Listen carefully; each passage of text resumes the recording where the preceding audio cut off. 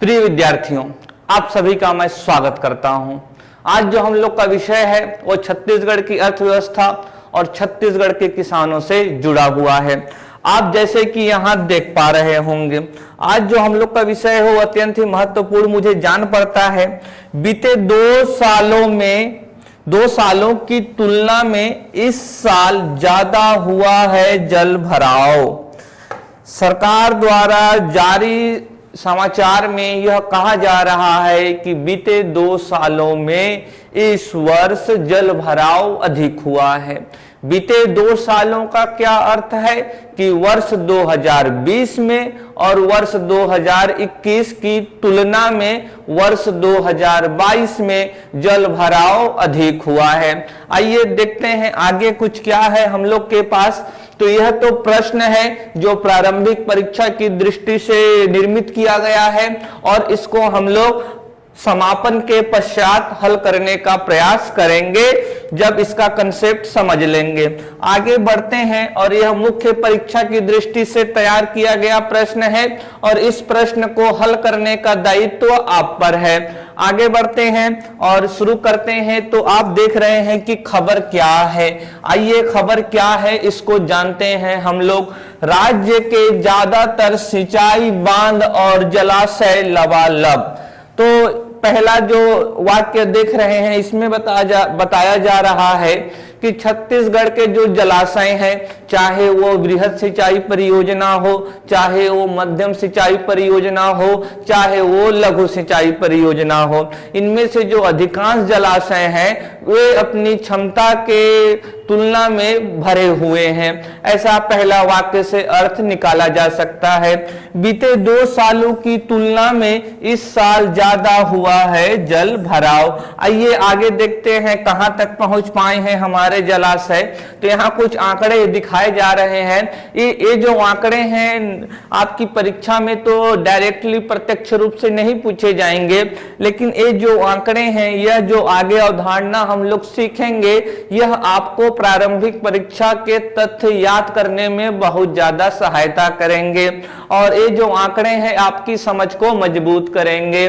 वर्ष 2022, तो वर्ष 2022 में जलाशयों की क्या स्थिति रही है आइए देखते हैं। 12 वृहद सिंचाई परियोजनाओं में 4756.670 मिलियन क्यूबिक मीटर जल भर चुका है, जो कुल क्षमता का कितना है तो 88.81%।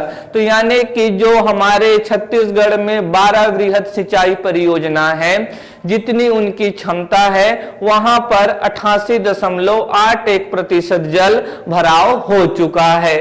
तो देख रहे हैं काफी अपने पूरी क्षमता के करीब ही है, बहुत ज्यादा कम नहीं है बल्कि ज्यादा ही है। आगे देखते हैं 34 मध्यम परियोजनाएं में कितना जल है तो 936.710 मिलियन क्यूबिक मीटर और यह कुल क्षमता का कितना है 93.25%। आइए अब नजर डालते हैं वर्ष 2021 के आंकड़े पर। तो आप देखेंगे कि ये जो 88.81% है यह वर्ष 2021 में कम था। कितना कम था तो आप देख रहे हैं लगभग 2% का अंतर है।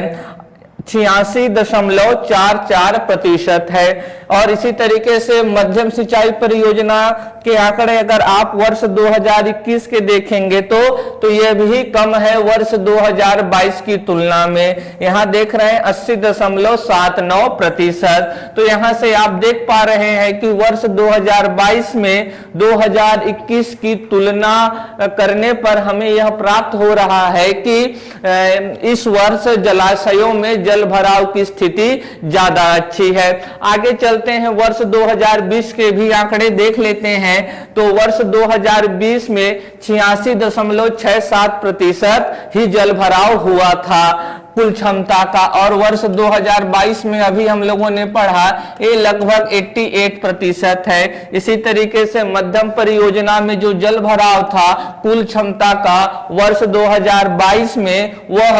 86.20% था, और यह वर्ष 2022 में तो 93% के लगभग था।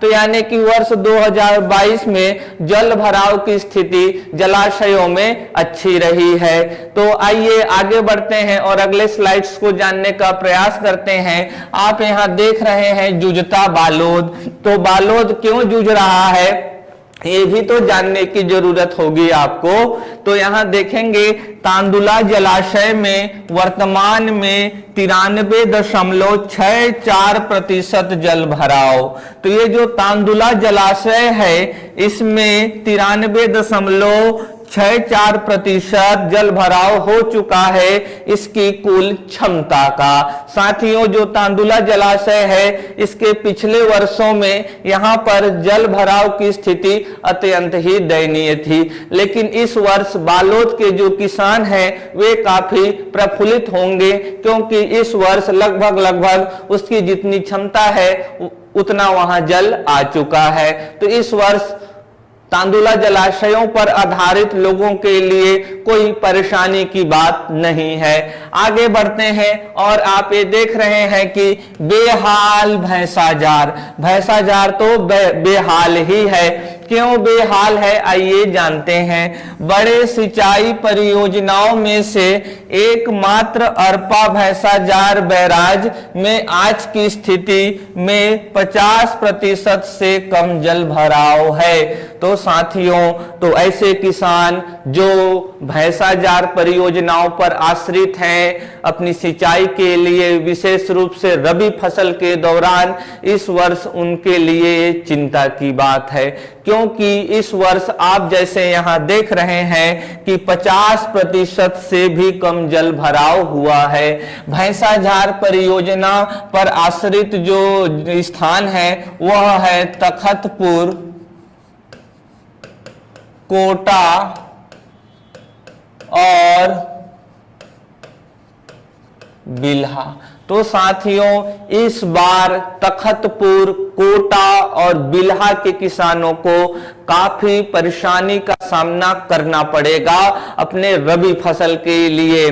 तो ये भी आप ध्यान में रखेंगे। आगे बढ़ते हैं और आप यहाँ देख रहे हैं कि लबालब, कांकेर और धमतरी लबालब हो चुके हैं। लगभग जल वहां लगभग पूरित हो चुका है जितनी भी वहां जलाशय की क्षमता है। देखते हैं यहाँ पर कांकेर स्थित दुधावा और धमतरी जिले का मॉडम सिल्ली बांध भी लबालब होने की स्थिति में है। इन दोनों बांधों में आज की स्थिति में 99% जल भराव है। तो जो दुधावा डैम है कांकेर में स्थित और धमतरी में स्थित जो आप देख रहे हैं मॉडम सिल्ली बांध है, उसमें जो जल की भराव की स्थिति है वो लगभग 100% यानी कि 99% के आसपास पहुंच चुकी है। तो इस वर्ष धमतरी और धमतरी के माडूम सिल्ली बांध पर आश्रित किसान या फिर कांकेर के दुधावा बांध पर आश्रित किसान भाइयों को परेशान होने की बात नहीं है, क्योंकि इन बांधों में पर्याप्त मात्रा में जल भराव हो चुका है। और आगे बढ़ते हैं, आप ये देख रहे हैं तो सूखा सरगुजा के बांकी बांध में 32.28% ही पानी आ पाई है। तो साथियों आप ये देख रहे हैं सरगुजा में स्थिति अत्यंत ही दयनीय है। एक तरफ कांकेर और जो धमतरी के जलाशय हैं लबालब है, वहीं आप एक तरफ देख रहे हैं तो बिलासपुर और सरगुजा के जो जलाशय हैं वे जल की कमी से जूझ रहे हैं। तो साथियों इस वर्ष तो मानसून में वर्षा की मात्रा अच्छी रही, जो सामान्य वर्षा होती है उससे अधिक रही है राष्ट्रीय तौर पर भी और छत्तीसगढ़ में भी। लेकिन अगर हम लोग इस मानसून की प्रवृत्ति पर, अगर मानसून की इस प्रारूप पर थोड़ा देर विचार करें तो हमें पता चलेगा कि इस वर्ष मानसून में विचलन सर्वाधिक रहा है। आप यहां देख रहे हैं कि जो दक्षिण वाला पार्ट है वहां पर वर्षा अच्छी हुई है, लेकिन जैसे जैसे आप छत्तीसगढ़ में उत्तर की तरफ बढ़ते हैं वैसे वैसे ही वर्षा की मात्रा कम होती गई है। तो साथियों, ये जो मानसून में विचलन हो रहा है इसके कारण क्या है, कौन सी क्लाइमेटिक या कौन सी समुद्री कारकों का इस पर इस बार प्रभाव आया है, वो भी जानने की हमें अत्यंत ही जरूरत है। अगर आप लोग सुझाव देते हैं कि मैं मानसून पर बात करूं, क्या क्या उसके मैकेनिज्म है, उसका तंत्र कैसा है, कौन कौन से कारक उसको प्रभावित करते हैं, क्योंकि मानसून आपके पाठ्यक्रम का एक बहुत ही बड़ा हिस्सा है।